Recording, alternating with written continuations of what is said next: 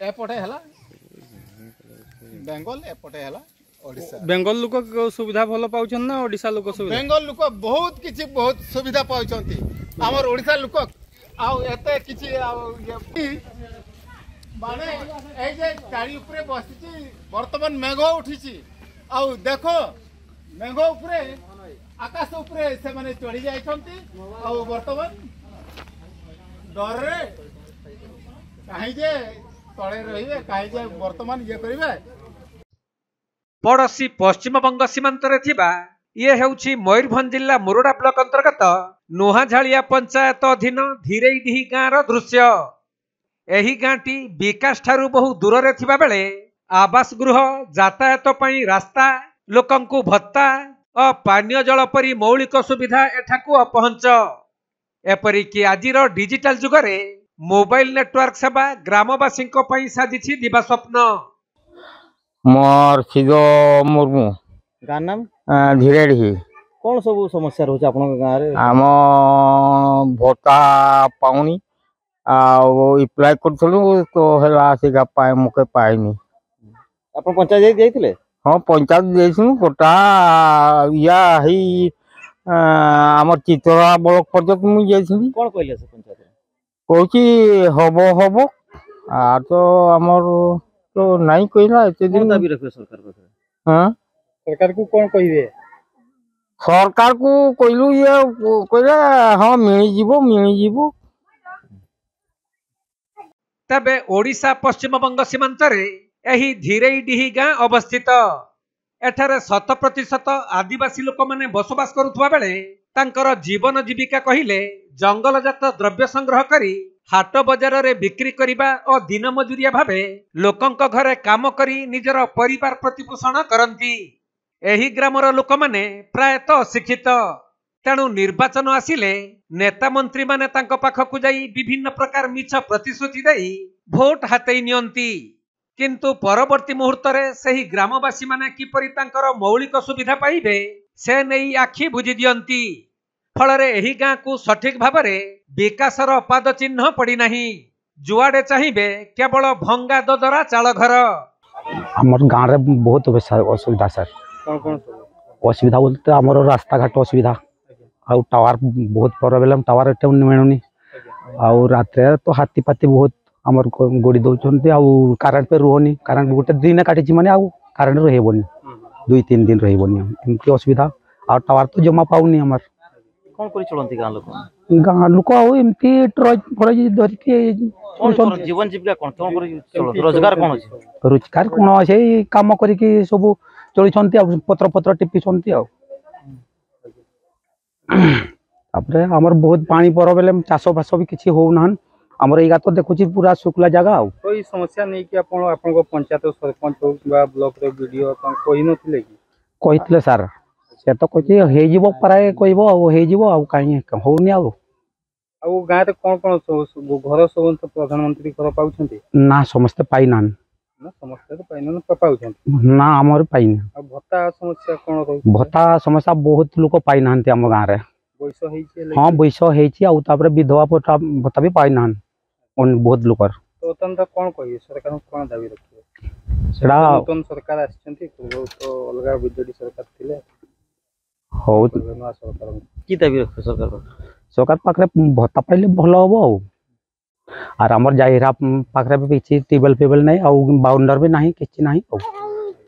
तबे एही गाँ रे 300 ऊर्ध्व परिवार बसवास करुथुवा बेले शुद्ध पानीय जल पई प्रतिदिन संघर्ष करिबाकू पड़िथाय।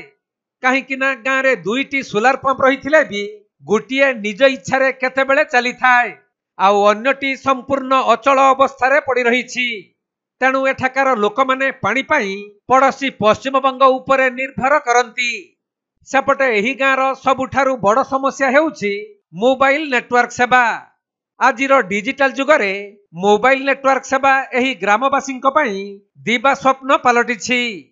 तेणु गाँर गर्भवती प्रसूति काहारी देह खराब हेले कि कौनसी दरकारी समय रे आम्बुलेंस अग्निशम किंबा थाना को जोगाजोग पाई गाँ ठारू 2 किलोमीटर गला परे मोबाइल नेटवर्क सेवा मिली थाए। एथि सहित एही ग्रामर बहु योग्य हिताधिकारी माने ए पर्यंत भत्ता पाइबारु वंचित अछंती। जो वृद्ध वृद्धा माने भत्ता कि हिताधिकारी माने राशन चाउल पाउछंती ताहाकू आनिबा पई हेले हाथी उपद्रव जंगल रास्ता देई 8 किलोमीटर दूर रे थिबा पंचायत को जाउछंती। तबे एही ग्राम को पक्का रास्ता नथिबारु धूली धूसर मुरम रास्ता देई लोक माने जा आस करंती। बीजेडी सरकार दीर्घ 24 वर्ष धरी शासन करिथिले भी एठाकार लोक माने मौलिक सुविधारु वंचित रहिछंती। हेले राज्य रे नूतन भावे बीजेपी सरकार गढ़ी लोक माने तांको उपरे भरोसा रखिछंती। तेणु धीरेढी ग्रामवासी माने केबे विकासर सीढ़ी चढ़िबे और सेमानक समस्या दूर हेबो ताहा ही केवल देखिबाकू बाकी रहिला।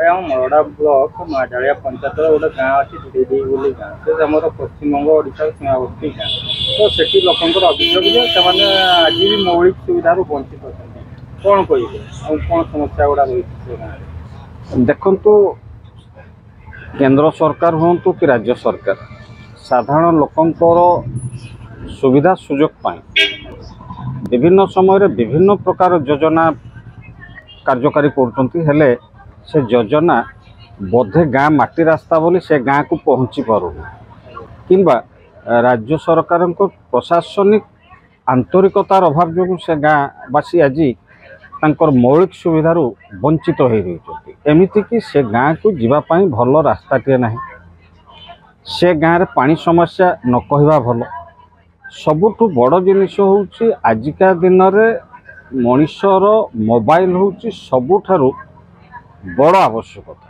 आ से गाँव में मोबाइल सेवा सब बेले काम करूना कि ठीक भाव में उपलब्ध होना अन्यपटे से गाँव रे सबुदिन हाथी समस्या से गोटे हाथी गुड़ाक गोरु छेली भाया से बुलाती जहाँकि साधारण लोकंर जीवन पर विपद एभला स्थिति से गाँव में थरे लाइन कटिगले लाइन संजोग 2-3 दिन समय लगे तबे अंधार राति लोक मैंने निजक आत्मरक्षा करेंगे केमिति ये हूँ गोटे बड़ समस्या जहाँ जिला प्रशासन विचार को नबार आवश्यकता रही अन्यपटे शिक्षा व्यवस्था सेटारे अति दयनीय अवस्था कार्यकारी हो स्वास्थ्य कथा तो न कहवा बोल तेज बड़ कथा हूँ धीरे धीरे गाँ गोटे सीमांतवर्ती गाँ जो लगी रही पश्चिमबंगर गाँ पश्चिमबंग सरकार ग्रामवासी सर्वनिम्न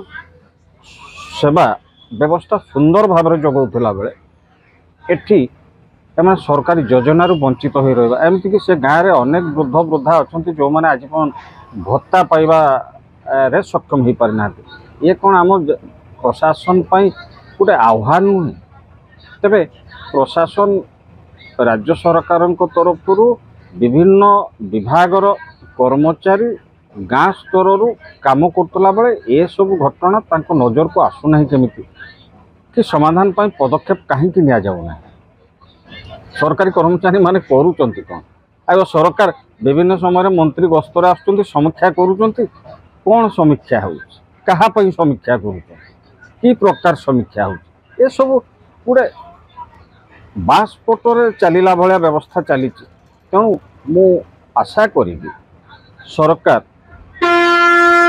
से गाँ को नजर दबा उचित एवं से गाँ को केमती गाँव विकास हो पार से प्रति दृष्टि देवार आवश्यकता अच्छी एवं स्थानीय विधायक डॉक्टर कृष्णचंद्र महापात्र जी बर्तमान मंत्री दायित्व ओडावासी सेवा जोगाऊँ से गाँ बाबद से भल भाव में जानी से गाँ कि भाव में उपेक्षित अवस्था रही तेणु मंत्री को अनुरोध करी से व्यक्तिगत स्तर में से गाँ को विकास धारा सामिल करने पदक्षेप ने। मयूरभंज जिला मुरडारू ज्ञानरंजन बेहेरा रिपोर्ट कोणार्क लाइव।